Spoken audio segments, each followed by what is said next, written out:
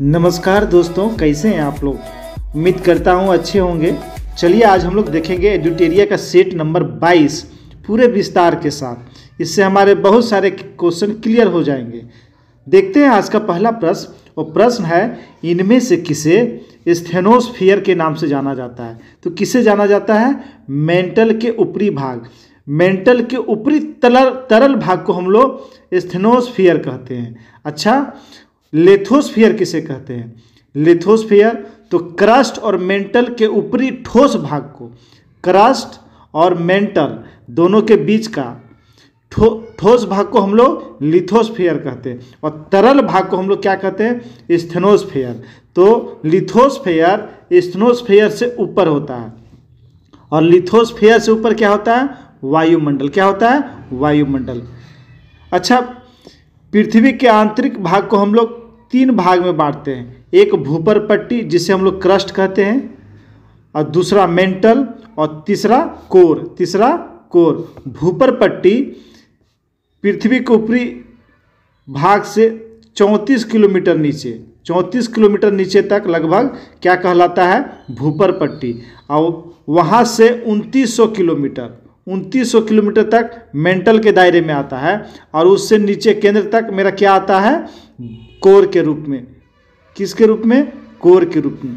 एक क्वेश्चन आता है, भूपटल पर सबसे अधिक मात्रा में पाए जाने वाला तत्व कौन सा है? तो ऑक्सीजन। क्या है? ऑक्सीजन 46.6%। 46.6%। उसके बाद सिलिकन 27.72%। याद रखेंगे, भूपर पट्टी पे सबसे अधिक पाए जाने वाला तत्व होता है ऑक्सीजन। अगला प्रश्न देखते हैं। प्रश्न है, ट्रांजिस्टर किस पीढ़ी का कंप्यूटर है? यानी किस पीढ़ी के कंप्यूटर में ट्रांजिस्टर का यूज हुआ था? तो इसका आंसर हो जाएगा सेकेंड जनरेशन, द्वितीय पीढ़ी का कंप्यूटर। अच्छा, आप लोग बताएं, फर्स्ट पीढ़ी के कंप्यूटर में क्या चीज़ का उपयोग हुआ था? तो वैक्यूम ट्यूब। किसका उपयोग हुआ था? वैक्यूम ट्यूब का हुआ था। और द्वितीय में ट्रांजिस्टर का। तृतीय पीढ़ी के कंप्यूटर में क्या चीज़ का यूज हुआ था? तो इंटीग्रेटेड सर्किट का यूज हुआ था। और चौथी पीढ़ी के कंप्यूटर में माइक्रो प्रोसेसर का यूज हुआ था। किसका यूज हुआ था? माइक्रो प्रोसेसर का यूज हुआ था। और 5वीं पीढ़ी के कंप्यूटर में आर्टिफिशियल इंटेलिजेंस यानी AI का उपयोग हुआ। किसका उपयोग हुआ है?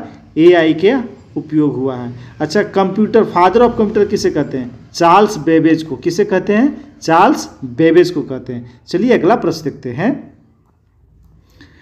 प्रश्न है, तिलैया बांध किस नदी पर स्थित है? तो तिलैया बांध किस नदी पर स्थित है? बराकर नदी पर। ऑप्शन नंबर ए, बराकर नदी पर।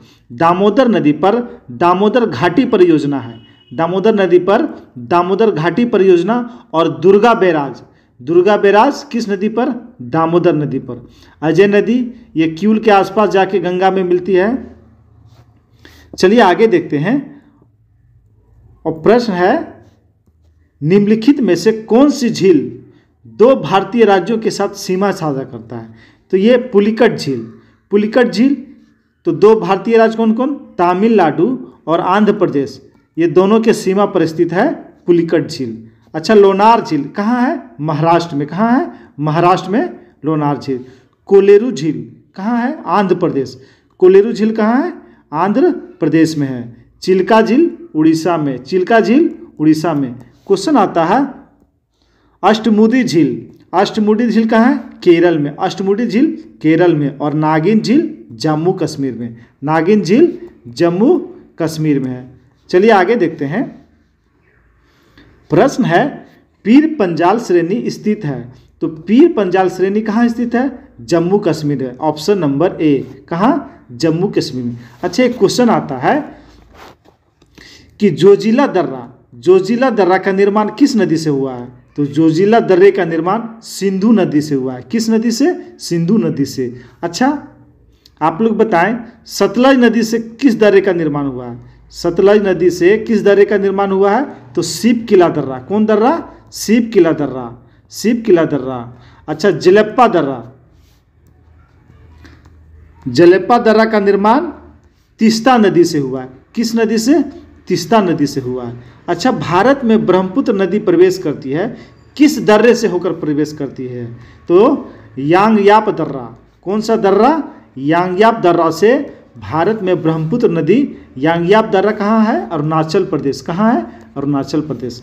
देखते हैं अगला प्रश्न। प्रश्न है, नीचे दिए गए विकल्पों में से कौन सा देश भूभाग आवेशित देश नहीं है, यानी लैंडलॉक कंट्री नहीं है? तो आंसर हो जाएगा ऑप्शन नंबर डी, ब्राज़ील। अच्छा बताएं, ब्राज़ील की राजधानी कहाँ है? ब्रासिलिया। ब्राज़ील की राजधानी कहाँ है? ब्रासिलिया। सर्बिया की राजधानी कहाँ है? सर्बिया की राजधानी बेलग्रेड है। कहाँ है? बेलग्रेड। माल्डोवा की राजधानी? माल्डोवा की राजधानी चिसिनाउ। माल्डोवा की राजधानी चिसिनाउ। कहाँ है? चिसिनाउ है।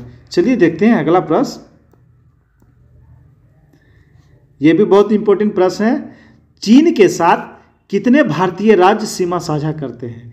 तो चीन के साथ 5 भारतीय राज्य सीमा साझा करते हैं। कौन कौन से? एक उसमें से केंद्र शासित प्रदेश हो गया है लद्दाख, हिमाचल प्रदेश, उत्तराखंड, सिक्किम और अरुणाचल प्रदेश। ये 5 राज्य चीन से सीमा साझा करते हैं।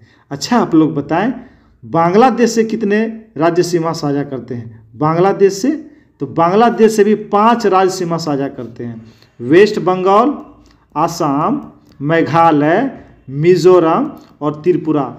बांग्लादेश से भी 5 राज्य सीमा साझा करते हैं। नेपाल से भी 5 राज्य सीमा साझा करते हैं। नेपाल से कौन कौन? यूपी, बिहार, उत्तराखंड, सिक्किम और वेस्ट बंगाल। नेपाल से भी, यानी नेपाल, बांग्लादेश और चीन से 5 राज्य सीमा साझा करते हैं। अच्छा, भूटान से कितने राज्य सीमा साझा करते हैं? तो 4। भूटान से कितने राज्य सीमा साझा करते हैं? 4। कौन कौन? आसाम, अरुणाचल प्रदेश, वेस्ट बंगाल और सिक्किम। ये 4 राज्य नेपाल से सीमा साझा करते हैं। अच्छा, म्यांमार से कितने राज्य सीमा? तो म्यांमार से भी 4 राज्य सीमा साझा करते हैं। अरुणाचल प्रदेश, नागालैंड, मणिपुर और मिजोरम। ये 4 राज्य म्यांमार से सीमा साझा करते हैं। चलिए देखते हैं अगला प्रश्न है, पुनासा जलप्रपात किस राज्य में है? तो पुनासा जलप्रपात किस राज्य में है? तो ये मध्य प्रदेश में है। किस में है? मध्य प्रदेश में। आप लोग बताएं, भारत का सबसे ऊंचा जलप्रपात कौन है? तो ये है कुंचिकल। कुंचिकल जलप्रपात किस नदी पर है? बराही नदी पर है। किस नदी पर है? बराही नदी पर। आप लोग बताएं, हुंड्रू जलप्रपात। हुंड्रू जलप्रपात किस राज्य में है? ये झारखंड में है। किस राज्य में है? झारखंड में है। चलिए आगे देखते हैं।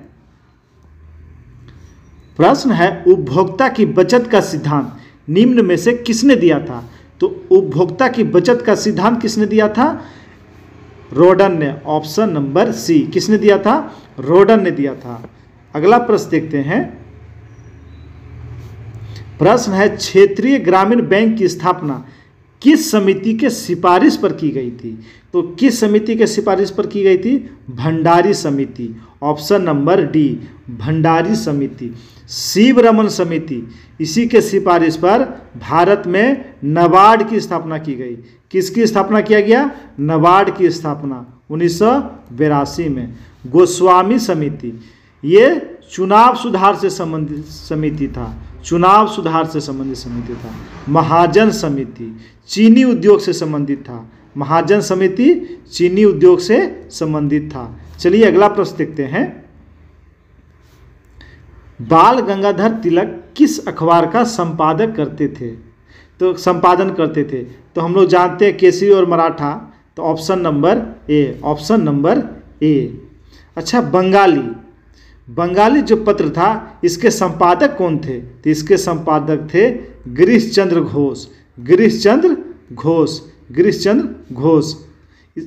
अच्छा, आप लोग बताएं, इंडिया मिरर के संपादक कौन थे? तो द्वारकानाथ टैगोर इंडिया मिरर के संपादक थे। एक आता है उदंत माटंड, इसके संपादक कौन थे? जुगल किशोर शुक्ल इसके संपादक थे। अगला प्रश्न देखते हैं। तत्वबोधिनी सभा संस्था के संस्थापक निम्न में से कौन थे? तो हम लोग जानते हैं तत्वबोधिनी सभा के संस्थापक थे Devendranath Thakur. Option number C, Devendranath Thakur. 1839 में इसकी स्थापना किया था। 1839 में दादा भाई नेरोजी ने किसकी स्थापना किया था? ब्रिटिश सार्वजनिक सभा की स्थापना किया था। आचार्य केशव चंद्र सेन ने किसकी स्थापना किया था? वेद समाज की स्थापना किया था। किसका? वेद समाज की स्थापना किया था।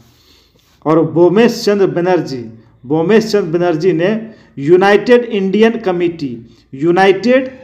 कमेटी की स्थापना किया था 1883 ईस्वी में। 1883 ईस्वी में। अगला प्रश्न देखते हैं, कांग्रेस के किस अधिवेशन में सदस्यों हेतु खादी वर्ष अनिवार्य कर दिया गया? तो वो कहाँ अधिवेशन हुआ था? किस अधिवेशन में? तो ये गुवाहाटी में अधिवेशन हुआ था। किस अधिवेशन में? गुवाहाटी अधिवेशन 1926 में। 1926 में श्रीनिवास अय्यर उसकी अध्यक्षता कर रहे थे। अच्छा, 1925 में कानपुर में अधिवेशन हुआ था। 1925 में कानपुर में अधिवेशन हुआ था और उसकी अध्यक्षता किया था सरोजनी नायडू ने, यानी भारत की पहली महिला थी जो कांग्रेस की अध्यक्ष बनी थी, सरोजनी नायडू। कौन सा अधिवेशन? कानपुर अधिवेशन 1925 में। कलकत्ता में दो अधिवेशन हुए थे। एक 1896 में, 1896 जिसमें वंदे मातरम गाया गया था, और एक 1911 जिसमें जनगण मन गाया गया था। दिल्ली में एक विशेष अधिवेशन हुआ था 1923 ईस्वी में, जिसकी अध्यक्षता किया था अबुल कलाम आज़ाद ने। किसने किया था? अबुल कलाम आज़ाद। और ये कांग्रेस के अध्यक्ष बनने वाले सबसे युवा व्यक्ति थे, अबुल कलाम आज़ाद। चलिए आगे देखते हैं।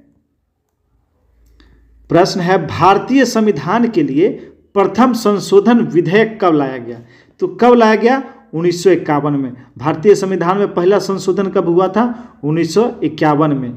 इसके तहत पिछड़े वर्गों को शिक्षण संस्थानों में आरक्षण को वैध ठहराया गया था। पिछड़े वर्गों को शिक्षण संस्थानों में आरक्षण को वैध ठहराया था और संपत्ति के अधिकार को सीमित कर भूमि अधिकारों को न्यायिक समीक्षा करके उसे 9वीं अनुसूची में जोड़ा गया था। 9वीं अनुसूची में जोड़ा गया था। चलिए आगे देखते हैं।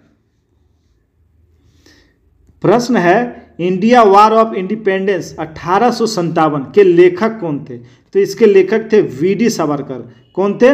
वीडी सावरकर। मजुमदार जी ने भी एक पुस्तक लिखी थी, उसका क्या नाम था? तो उसका नाम था the sipahi mutiny and the revolt of 1857। The sipahi mutiny and the revolt of 1857। इसके लेखक थे मजुमदार। अच्छा, एस.एन. सेन, इनकी पुस्तक का नाम था 1857। अशोक मेहता का भी एक पुस्तक था। उनका नाम था द ग्रेट रिबेलियन। चलिए आगे देखते हैं। प्रश्न है, सैंधव सभ्यता के प्रमुख स्थल बनावली किस राज्य में है?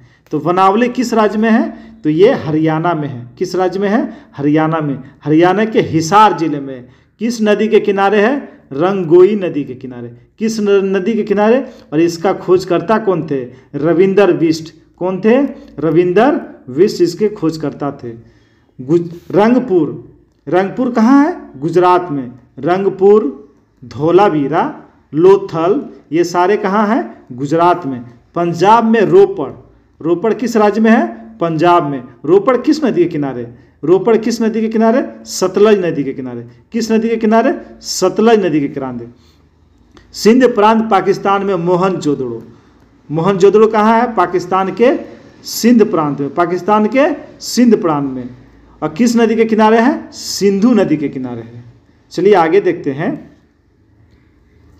ये बहुत ही इंपॉर्टेंट क्वेश्चन है और पाषाण काल से जो क्वेश्चन बनेंगे वो हम लोग देख लेते हैं। आग का आविष्कार किस काल में हुआ? तो आग का आविष्कार पूरा पाषाण काल में हुआ। किसमें? पूरा पाषाण काल में आग का आविष्कार हुआ। अच्छा, क्वेश्चन आते हैं मध्य नवपाषाण काल। तो नवपाषाण में क्या काल में किस चीज़ का खोज हुआ? पहिए का खोज। किसका खोज? पहिए का खोज। कृषि का खोज। अस्थाई निवास विकास हुआ नवपाषाण काल में।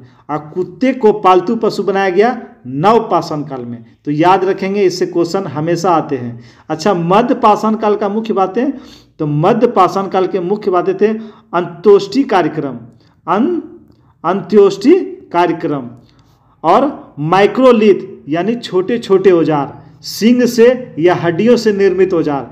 किस काल में? मध्य काल में। और नवपाषाण काल में नुकीले औजार, और कृषि का खोज, पहिए का आविष्कार, अस्थाई निवास, ये सारे किसके हैं? नवपाषाण काल के। चलिए आगे देखते हैं।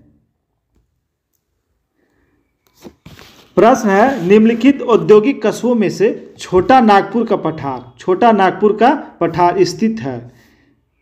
तो कौन सा कस्बा? तो रांची किस क्षेत्र में पड़ते हैं? छोटा नागपुर पठार क्षेत्र में। तो आप लोग बताएं, रांची झारखंड की राजधानी है। झारखंड के मुख्यमंत्री कौन है? हेमंत सोरेन। कौन है? हेमंत सोरेन। और वहाँ के राज्यपाल कौन है अभी? रमेश बैस। कौन है? रमेश बैस। झारखंड में लोकसभा की कितने सीटें हैं? लोकसभा की 14 सीटें हैं, और विधानसभा की 81 सीटें हैं, 81 सीटें हैं। चलिए आगे देखते हैं। भारत में सोने के सिक्के सर्वप्रथम किसके द्वारा जारी किया गया था? सोने के सिक्के सर्वप्रथम हिंदू यूनानी के द्वारा जारी किया। Option number B. सिक्के से संबंधित कुछ क्वेश्चन देख लेते हैं। सर्वाधिक सोने के सिक्के किस काल में जारी किए गए? गुप्त काल में। किस काल में? गुप्त काल में। शुद्ध सोने के सिक्के किस काल में? कुषाण काल में। किस काल में?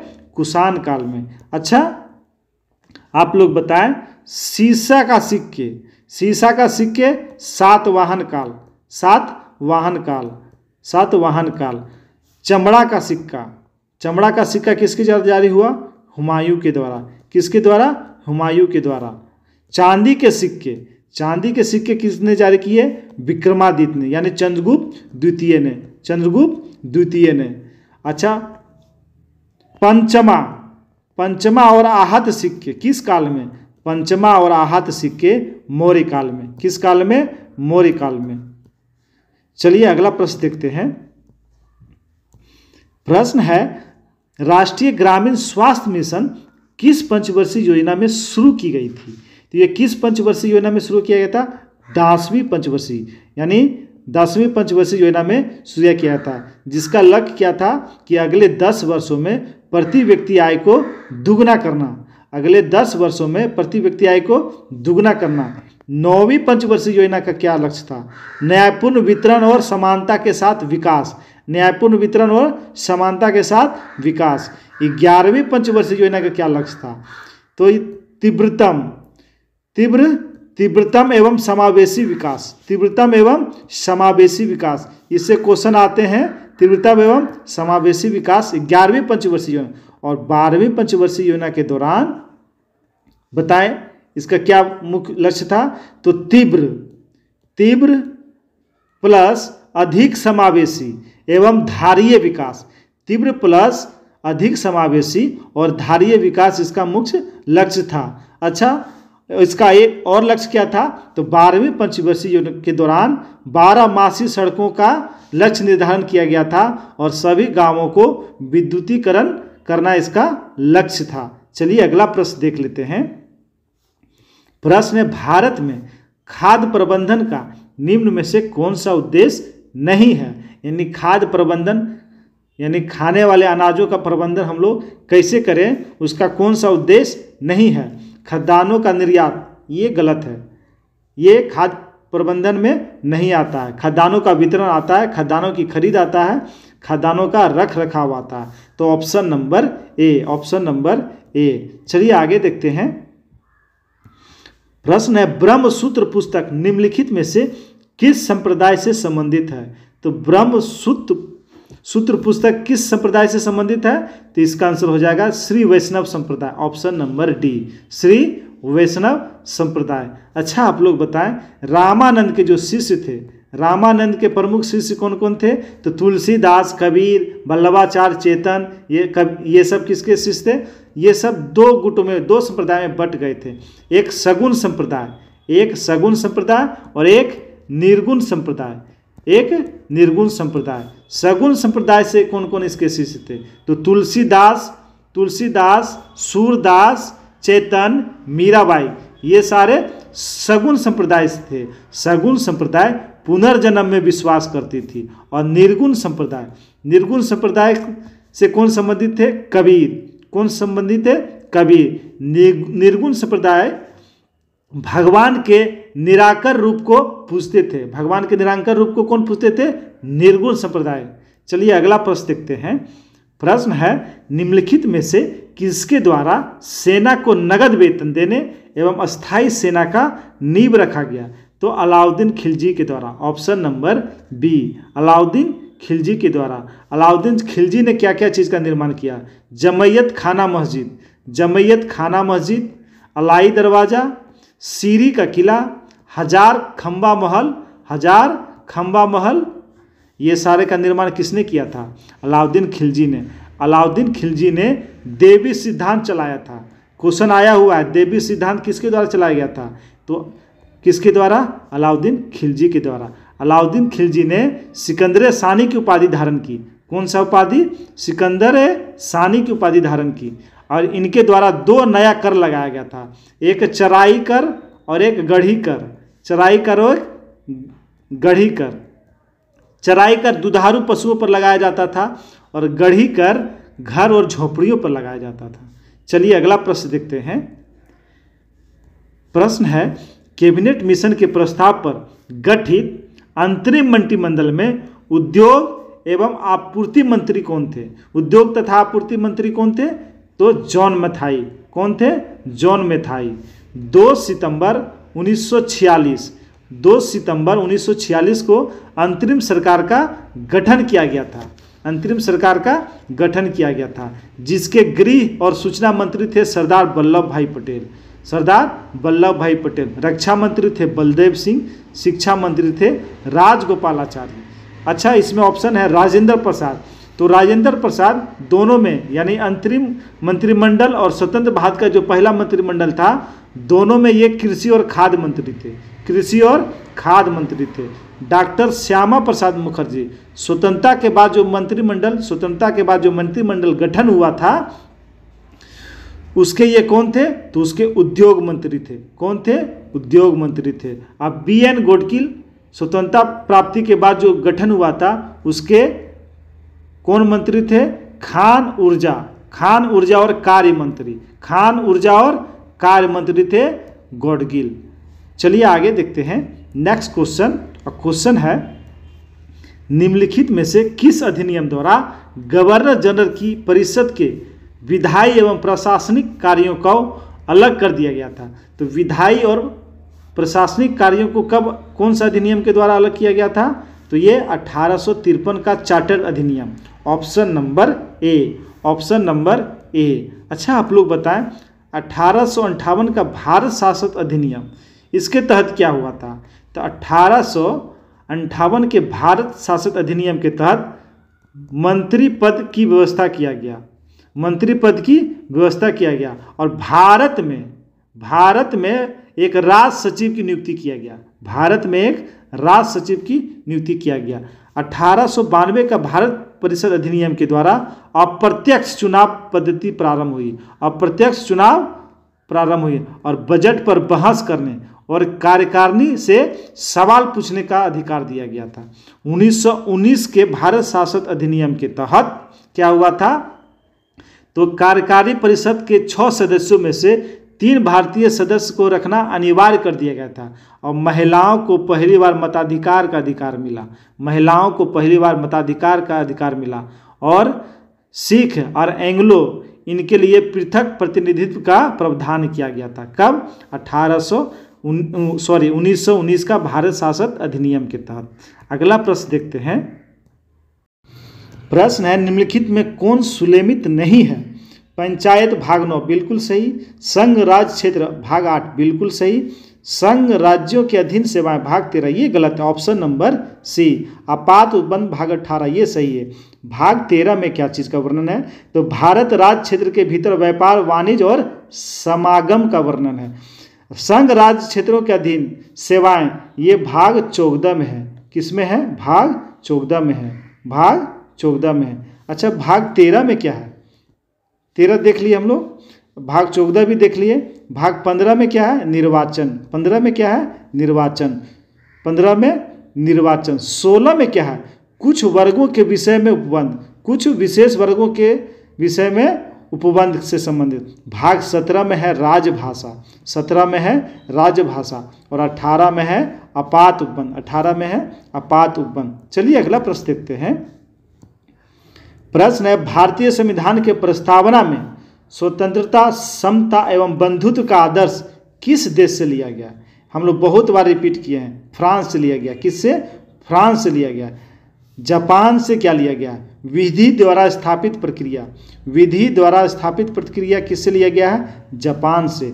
जर्मनी से क्या लिया गया है, तो आपातकाल के दौरान मूल अधिकारों के निलंबन से संबंधित कहाँ से लिया गया है, जर्मनी से लिया गया है। और ब्रिटेन से क्या लिया गया है, संसदीय शासन व्यवस्था, विधि द्वारा शासन, परमाधिकार लेख, द्विसदनात्मक, सर्वाधिक मत के आधार पर जीत, ये सारे ब्रिटेन से लिया गया है। चलिए अगला प्रश्न देखते हैं। प्रश्न है, लोक नियोजन के विषय में अवसर की क्षमता संविधान के किस अनुच्छेद में वर्णित है, तो ये अनुच्छेद 16 में वर्णित है। किस में वर्णित है, 16 में वर्णित है। 14 में क्या है, विधि के समक्ष समता। 15 में क्या है, 15 में जाति, धर्म, लिंग के आधार पर भेदभाव से निषेध किया गया है। 17 में क्या है, छुआछूत का अंत यानी अस्पृश्यता का अंत। 18 में क्या है, उपाधियों का अंत, 18 में उपाधियों का अंत। 20 में है अपराधों के लिए दोष सिद्धि। 21 में है प्राण एवं दैहिक स्वतंत्रता। 22 में है कुछ दशाओं में गिरफ्तारी से निषेध। चलिए अगला प्रश्न देखते हैं। प्रश्न है, संविधान के किस संशोधन द्वारा निर्धारित किया गया कि राष्ट्रपति मंत्रिपरिषद एवं उसके प्रमुख प्रधानमंत्री की सलाह के अनुसार कार्य करेगा, तो ये किस संविधान संशोधन के तहत, तो 42वां संविधान संशोधन के तहत, जो 1976 में हुआ था, 1976 में हुआ था। इसे हम लोग लघु संविधान के नाम से भी जानते हैं, लघु संविधान के नाम से भी जानते हैं। अच्छा क्वेश्चन है इसमें, ये 7वां संशोधन, इससे पहले 44वां पहला हम लोग देख चुके हैं। 7वां संविधान संशोधन किससे संबंधित था, जो 1956 में हुआ था, तो राज्य पुनर्गठन के बारे में। राज्यों को जो पहले पुनर्गठित किया गया था 3 क्षेत्रों के आधार पर, उसे खत्म करके उसके भाषा के आधार पर उसका गठन किया गया, और राज्यों को राज्य और केंद्र शासित प्रदेशों में बांटा गया था 7वां संशोधन अधिनियम के द्वारा। चलिए अगला प्रश्न देखते हैं। प्रश्न है, गंगा डॉल्फिन को राष्ट्रीय जलीय जीव कब घोषित किया गया, तो कब घोषित किया गया था, 2009 में। बहुत बार क्वेश्चन आया, 2009 में। चलिए अगला प्रश्न देखते हैं, वरीयता क्रम से संबंधित है। वरीयता अनुक्रम में निम्नलिखित में कौन पहले आते हैं, तो कौन पहले आते हैं, तो इसका आंसर हो जाएगा राज्यों के राज्यपाल अपने अपने राज्य में। देख लेते हैं वरीयता क्रम, हम लोग कुछ प्रमुख वरीयता क्रम 1 से लेकर 7 तक देख लेते हैं। सबसे 1 नंबर में आते हैं प्रेसिडेंट यानी राष्ट्रपति, उसके बाद वाइस प्रेसिडेंट उपराष्ट्रपति, उसके बाद प्रधानमंत्री, उसके बाद राज्यों के राज्यपाल, राज्यों के राज्यपाल यानी गवर्नर, उसके बाद आते हैं पूर्व भूतपूर्व यानी पूर्व राष्ट्रपति, पूर्व प्रेसिडेंट, उसके बाद आते हैं मुख्य न्यायाधीश और लोकसभा अध्यक्ष, मुख्य न्यायाधीश और लोकसभा अध्यक्ष, उसके बाद आते हैं उप प्रधानमंत्री, केंद्रीय मंत्री, राज्यसभा एवं लोकसभा में विपक्ष के नेता और योजना आयोग के उपाध्यक्ष और मुख्यमंत्री और भारत रत्न से पुरस्कृत व्यक्ति, ये सारे आते हैं। तो पहले आ गए राष्ट्रपति, उसके उपराष्ट्रपति, प्रधानमंत्री, राज्यों के गवर्नर, उसके बाद ये सारे आते हैं। तो इसका आंसर हो जाएगा ऑप्शन नंबर डी। प्रश्न है, प्रथम योजना आयोग के उपाध्यक्ष कौन थे? गुलजारी लाल नंदा। गुलजारी लाल नंदा। योजना आयोग को 1 जनवरी 2015 में समाप्त करके उसके जगह पर नीति आयोग की स्थापना किया गया था। किसकी स्थापना किया गया है? नीति आयोग की स्थापना किया गया है। नीति आयोग की स्थापना किया है। तो नीति आयोग के उपाध्यक्ष कौन है? सुमन बेरी। अभी वर्तमान में कौन है? सुमन बेरी नीति आयोग के उपाध्यक्ष हैं। चलिए अगला प्रश्न देखते हैं। कृषि भूमि को छोड़कर अन्य संपत्ति पर संपदा शुल्क किस सूची के अंतर्गत आते हैं? कृषि भूमि को छोड़ दें तो अन्य संपदा शुल्क जो है वह संघ सूची में आते हैं। किस सूची में आते हैं? संघ सूची में। तो आप लोग बताएं, संघ सूची में कितने विषय हैं? संघ सूची में वर्तमान में कितने विषय हैं? तो संघ सूची में वर्तमान में 100 विषय हैं। कितने विषय हैं? 100 विषय हैं। कौन कौन? रेल, डाक, बैंकिंग, विदेशी मामले, ये सारे किससे संबंधित है? संघ सूची से संबंधित। राज्य सूची में वर्तमान में 61 विषय हैं। कितने विषय हैं? 61 विषय हैं। जेल, स्थानीय स्वशासन, जन स्वास्थ्य, कृषि, ये सारे किसके अंतर्गत आते हैं? राज्य सूची के अंतर्गत आते हैं। अच्छा, समवर्ती सूची। समवर्ती सूची में कितने विषय हैं? समवर्ती सूची में वर्तमान में 52 विषय हैं। पहले 47 थे, अभी कितने हैं? 52 विषय हैं। शिक्षा, आर्थिक नियोजन, बिजली, समाचार, वन, ये सारे किस में आते हैं? समवर्ती सूची में आते हैं। चलिए अगला प्रश्न देखते हैं। निम्नलिखित में से कौन पॉलीसेकेराइड के उदाहरण है? तो कौन पॉलीसेकेराइड के उदाहरण है? Chitin. Option number D, chitin. Carbohydrate के 3 रूप होते हैं। कार्बोहाइड्रेट के 3 रूप होते हैं। कौन कौन? तो मोनोसेकेराइड,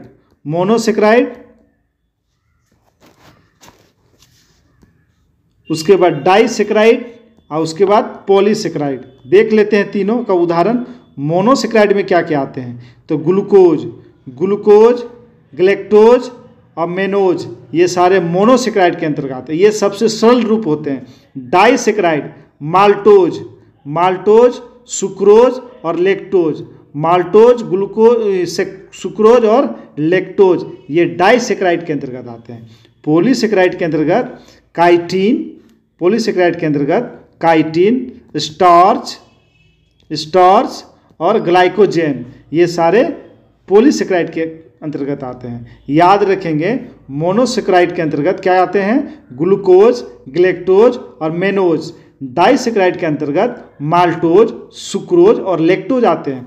पॉलीसेकेराइड के अंतर्गत स्टार्च, काइटिन और ग्लाइकोजेन आते हैं। चलिए अगला प्रश्न देखते हैं। प्रश्न है, निम्नलिखित में से किस विटामिन का संश्लेषण हमारे शरीर में होता है? तो विटामिन के। ऑप्शन नंबर ए, विटामिन के। अच्छा, आप लोग बताएं कौन सा विटामिन जल में घुलनशील है? तो विटामिन बी और सी जल में घुलनशील है। विटामिन ई का रासायनिक नाम टेकोफेरॉल, विटामिन बी का थायमिन, सी का एस्कॉर्बिक अम्ल और के का फ्लिकोविनोन। अच्छा, विटामिन की खोज किसने किया था? फंक ने किया था 1911 ईस्वी में। अगला प्रश्न देख लेते हैं। निमोनिया बीमारी से निम्न में से कौन सा अंग प्रभावित होता है? तो निमोनिया से कौन सा अंग प्रभावित होता है? फेफड़ा। कौन सा अंग प्रभावित होता है? फेफड़ा। निमोनिया जीवाणु से फैलता है। किससे फैलते हैं? जीवाणु से फैलते हैं। इनके वाहक जीवाणु होते हैं। अच्छा, तंत्रिका तंत्र किससे प्रभावित होते हैं? तो टिटनेस। किससे? टिटनेस और रेबीज से तंत्रिका तंत्र प्रभावित है। श्वास नली किससे प्रभावित होते हैं? डिप्थीरिया। किससे? डिप्थीरिया रोग से श्वास नली प्रभावित होते हैं। और आंत किससे प्रभावित होते हैं? हैजा और टाइफाइड से आंत प्रभावित होते हैं। चलिए अगला प्रश्न देखते हैं। प्रश्न है, हृदय संबंधी असमानताओं का पता लगाने के लिए निम्न में से कौन सा प्रयोग में लाया जाता है? तो कौन सा उपयोग प्रयोग में लाया जाता है? तो ऑप्शन नंबर बी, इलेक्ट्रोकार्डियोग्राफ उपयोग में लाया जाता है। पेसमेकर, हृदय गति प्रारंभ करने के लिए पेसमेकर का उपयोग, पेसमेकर क्या, हृदय गति प्रारंभ करने के लिए पेसमेकर की जरूरत होती है। चलिए अगला प्रश्न देखते हैं। प्रश्न है सूची 1 को सूची 2 से मिलान करें। सूची 1 को सूची 2 से मिलान करें। विटामिन की खोज किसने किया था? फंक ने। विटामिन की खोज किसने किया? फंक ने। विटामिन बी का खोज किसने किया था? मैकुलन ने। किसने? मैकुलन ने। विटामिन सी का खोज किया था हॉपकिंस ने। किसने? हॉपकिंस ने। और विटामिन डी का खोज किसने किया था? होलकट ने। किसने? होलकट ने। तो इसका आंसर क्या हो जाएगा? इसका आंसर हो जाएगा option number C. Option number C, 2 1 4 3। चलिए अगला प्रश्न देखते हैं। प्रश्न है निम्नलिखित में से कौन सा अंटार्कटिका में भारत का अस्थायी और उसके द्वारा संचालित अनुसंधान स्टेशन है? तो कौन कौन है? तो भारती और मैत्री। ऑप्शन नंबर ए, भारती और मैत्री। आप लोग बताएं उत्तरी ध्रुव पर पहुंचने वाला प्रथम व्यक्ति कौन था? तो उत्तरी ध्रुव पर पहुंचने वाला प्रथम व्यक्ति था पियरी। कौन था? Robert Peary. दक्षिणी ध्रुव पर पहुंचने वाला एमर्स्टन। कौन था? एमर्स्टन। अच्छा, भारत का पहला व्यक्ति जो दक्षिणी ध्रुव पर पहुंचा तो जेके बजाज। ये सेना के अफसर थे जेके बजाज, दक्षिणी ध्रुव पर पहुंचने वाला प्रथम व्यक्ति थे। चलिए अगला प्रश्न देखते हैं। प्रश्न है ज्वार पैदा करने वाला बल, ज्वार पैदा करने वाला बल निम्नलिखित में से किन दो बलों के बीच का अंतर है? तो किन दो बलों का बीच का अंतर है? तो option number D. Option number D, गुरुत्वाकर्षण, खिंचाव तथा केंद्र त्यागी बल। Option number D. चलिए अगला प्रश्न देखते हैं। प्रश्न है निम्नलिखित में से किस पर्यावविद को जल पुरुष के नाम से जाना जाता है? तो राजेंद्र सिंह। राजेंद्र सिंह को जल पुरुष के नाम से जाना जाता है। अब वर्डमैन ऑफ इंडिया, भारत का वर्डमैन किसे कहा जाता है? सलीम अली को। बर्डमैन, बर्डमैन किसे कहा जाता है? सलीम अली को। सुंदरलाल बहुगुणा, सुंदरलाल बहुगुणा चिपको आंदोलन से संबंधित थे। चिपको आंदोलन से संबंधित थे। महात्मा गांधी अहिंसा के पुजारी और भारत के राष्ट्रपिता, भारत के राष्ट्रपिता। चलिए आगे देखते हैं। अंगूर में निम्नलिखित में से कौन सा अम्ल पाया जाता है? तो अंगूर में कौन सा अम्ल पाया जाता है? तो टर्टरिक अम्ल। ऑप्शन नंबर सी, टर्टरिक अम्ल। अंगूर और इमली, अंगूर और इमली में कौन सा अम्ल पाया जाता है? टर्टरिक अम्ल। तो आप लोग बताएं प्याज में कौन सा अम्ल पाया जाता है? सल्फोनिक अम्ल। प्याज में सल्फोनिक अम्ल पाया जाता है। याद रखेंगे। सेब में मोलिक एसिड, सेब में मोलिक एसिड, सेब में मोलिक एसिड। सिरका में एसिटिक अम्ल, सिरका में एसिटिक अम्ल, सिरका में एसिटिक अम्ल। अच्छा, चींटी और बिच्छू के डंक में, चींटी और बिच्छू के डंक में मेथनोइक अम्ल, जिसे फॉर्मिक अम्ल भी बोलते हैं, मेथनोइक अम्ल। सिट्रिक अम्ल नींबू और संतरा में, सिट्रिक अम्ल नींबू और संतरा में पाए जाते हैं। चलिए अगला प्रश्न देखते हैं। प्रश्न है ग्रेफाइट के संबंध में निम्नलिखित में से कौन सा कथन गलत है? यह विद्युत का सुचालक होता है। सही है, विद्युत का सुचालक होता है। इसका अपेक्षित घनत्व 2.2 होता है, ये भी सही है। इसे काला शीशा भी कहा जाता है, ये भी सही है। इसमें कार्बन sp3 प्रसंकृत रहता है, ये गलत है। Option number D.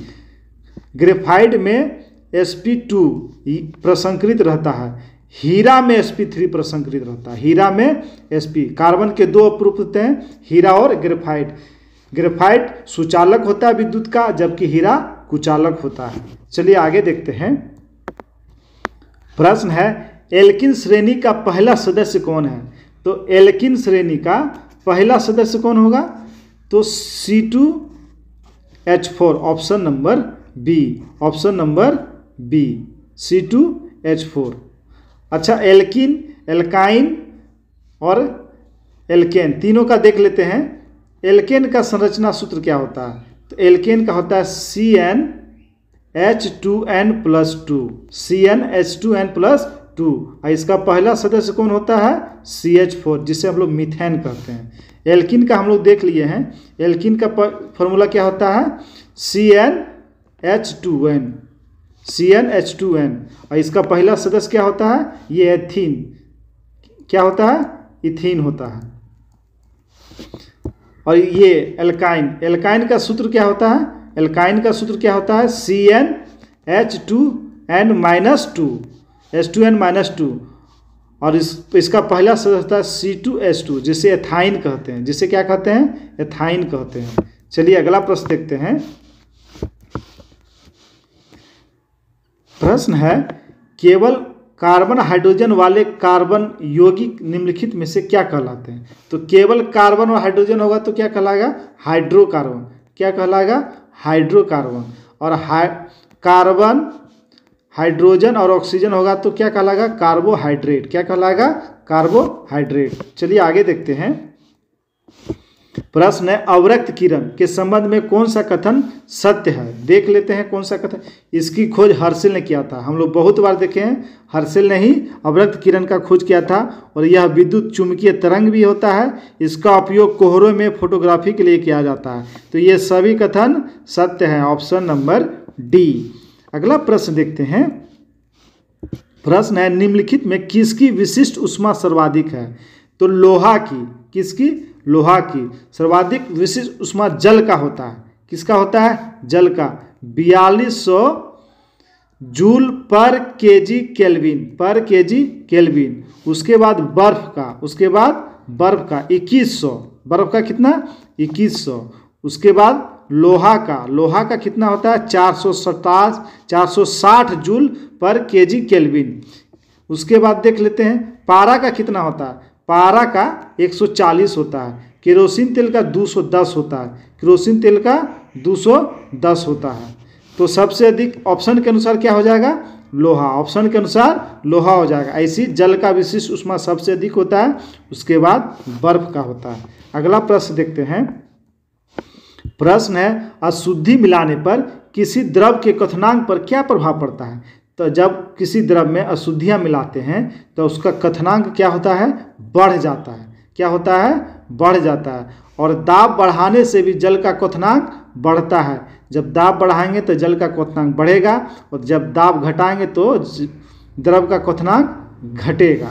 चलिए अगला प्रश्न देखते हैं, और ये आज का सेकेंड लास्ट प्रश्न है।